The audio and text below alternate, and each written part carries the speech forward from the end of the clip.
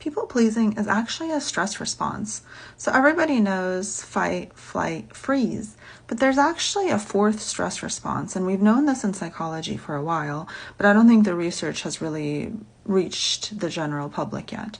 And the fourth stress response is fawn. So fawn is essentially an over-exaggerated response and caretaking of another person.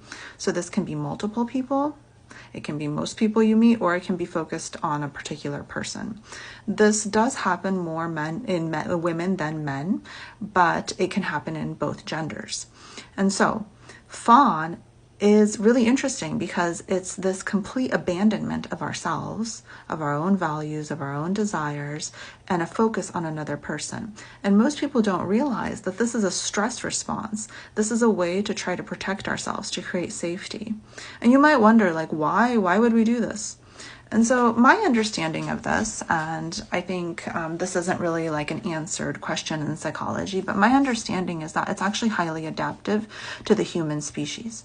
So if you think about it, if we had a tribe under threat and we have fight, flight, freeze, and fawn, that would take care of most of the people in the tribe and optimize our chances of survival. So if we have flight, some people would flee, that might save them. Some people would fight, that might save us. Some people would freeze, that might save them.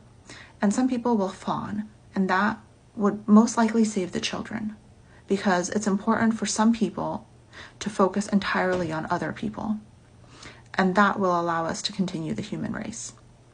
And so this essentially has been very hijacked now in our kind of like modern world, in which I see a lot of people and a lot of women, but also a lot of men reacting like this. So it might be like a female VP just completely entrenched in the feelings of her team, caretaking them, doing completely overworking, just doing so much.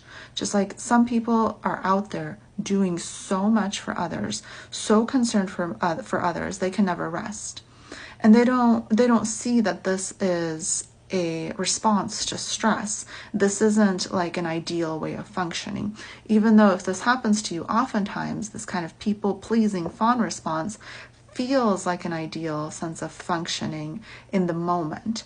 But typically you only realize later that, like, maybe this isn't good for me. Maybe this isn't the optimal way to live, because it can be really it's a major toll on your body and on your mind to live in this way, because essentially you're always abandoning your values, your needs for other people. And so a lot of times you don't really know why you do this. And so hopefully this video will allow you to see some of this, in that this is a stress response to help you kind of adapt to a stressful situation. So you might think, okay, cool, how do I fix it? Well, so awareness is key. So now when you do this, you're going to realize that this isn't like some like really good thing that I'm doing here. This is a stress response. This is equivalent to like disassociation or distraction. Distraction is a very normal stress response that most people are aware of. So maybe that's distracting with Netflix, maybe that's distracting with food. That's a very common one, because then we got that like biochemical effect of like fat and sugar that also helps us. And so just think of that when you're people pleasing, when you're leaving yourself, when you're focusing so much on others, what you're essentially doing is like you're eating like a bag of chips because you're stressed. Like that's essentially the same thing. It's not as useful as you think it might be, even though your mind in the moment is going to tell you it's really useful. And the other component of this is there's a lot of danger in your mind. You're perceiving danger everywhere. And this is something that a lot of us this is how our mindsets are these days. And so another way to approach this is to learn how to create safety in your mind. And then you won't have to engage in a stress response. Because my question would be like, why are you engaging in the stress response in the first place?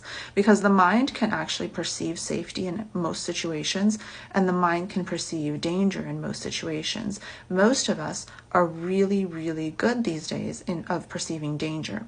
The problem with this is that we'll engage in these short-term stress responses, fight, flight, freeze, fawn, when we perceive a lot of danger. And these responses are really made to only optimize for the short term. They don't help us in any way in the long term. They actually usually harm us in the long term. So if this is you, this is important to fix, because you don't want to just live in this short-term cycle, because it's going to create long-term harm. If this is something you want to talk more about, if this is something you want to work on, go into my bio and I have a link there to schedule an intro session and we can talk about it more.